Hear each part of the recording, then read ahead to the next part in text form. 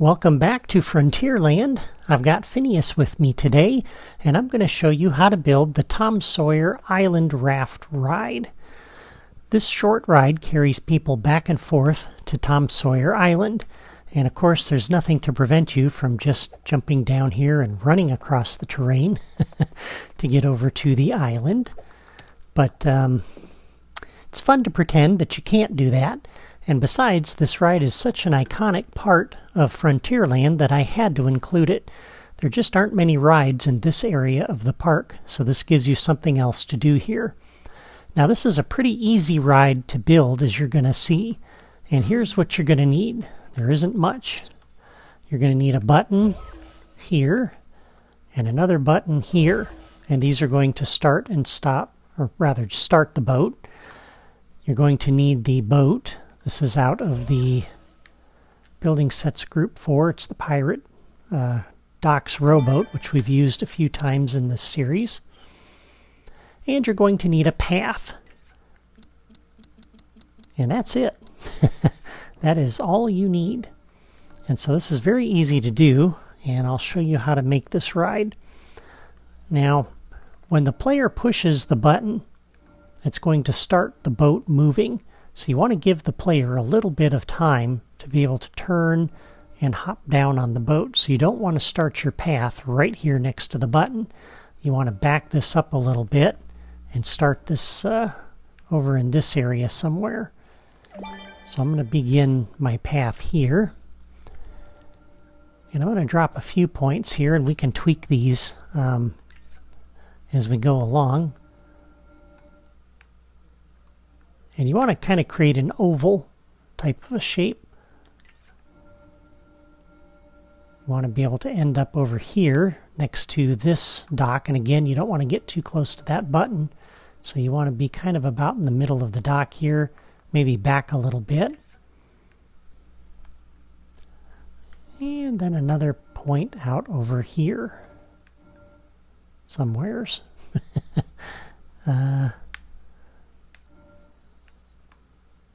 Try to spin the camera around here just to give you some points of reference for where I'm putting these points. All right.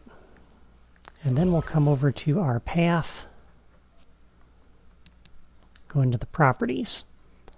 I'm going to set the speed to 50. We're going to make it looped. And we're going to turn off auto start objects when connected. All right, so now we can kind of take a look at the path that we've got. And it looks pretty good on this side. That side looks a little wonky to me. So I think what we're going to do is add one more point in over here.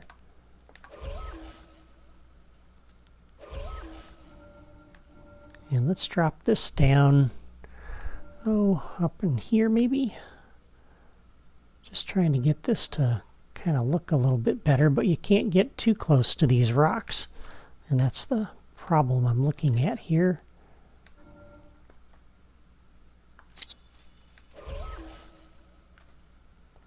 Yeah, that looks a little bit better. You can get over to that point over here, and it's moving straight along the dock, so that's good. And this is moving kind of straight along the dock, and that's good. I think I'm going to move this point in just a little bit.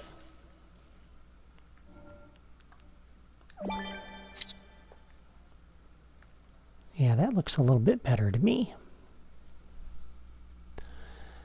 And then I think this point might be out a little bit too far as well.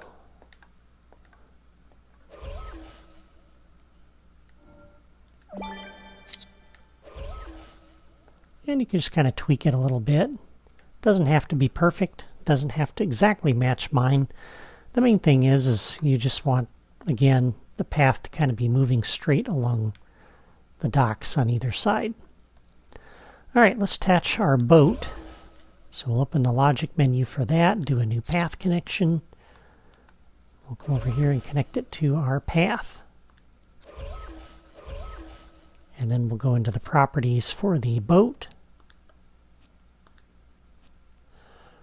We're going to orient along the path, and of course that spins it around, so we got to tweak that as we've seen in the past. Rotation needs to be 90 degrees. That puts it in the right orientation, and the movement style is loop, so that's good. So the main things you're changing are orienting along the path and setting the rotation. Everything else is fine. If you wanted to, you could put this down a little lower, but yeah, probably not. It's not quite like the river pieces, so that's going to have to stay there. All right, and that's our boat. So now we just connect up our buttons. So we're going to do new logic connection when pressed. And we want to start the boat here, and we want the boat to stop over here. And so because of that, we can't go to the path to move the boat. We need to go to the boat. So we connect the button up to the boat, and we say start. And that starts it moving along the path. When it gets to this point, we want it to stop. So on this path point, a new logic connection. When the point is reached by the object on the path, come over to our boat and stop. And we do the same thing for this button and the point on the other side. So this button, new logic connection when pressed. So when the player is ready to leave the island, they press the button. We go over to the boat and start the boat moving again. And then when they reach this point, which is the path, we do a new logic connection on the path. When the point is reached by the object on the path, go to the boat and stop it. And there you go. That is pretty much it. Now there is one other thing you might want to do, but you don't have to do that, is most of the time when you come into the toy box and you come push the button, you'll notice the boat just moved a tiny bit. So it's like it was doing a reset on it or something. It's starting the boat, but the boat apparently isn't sitting right on top of that path point. So it hits the path point, and then you have to hit the button again to move past that path point. And then you can ride the boat over. So what you could do is hook up a level starter to the path and do a reset and stop. And sometimes that will put the boat right where it needs to be, so that when you come and push the button, the boat starts moving. You don't have to hit the button twice. But I'm not going to do that. It's really not that big a deal. Okay, so then we're on the island. We go off and explore and have fun. When we're ready to leave, we come back to this button and push it. Oops, fell in the drink. And then we ride it across. And when we get over here, it should stop. And we want to just make sure again that the boat isn't going to brush up against those rocks. It's far enough away here on the path, so that's really good. And there we go. And that's all there is to the raft ride. As I said, it's pretty easy to build.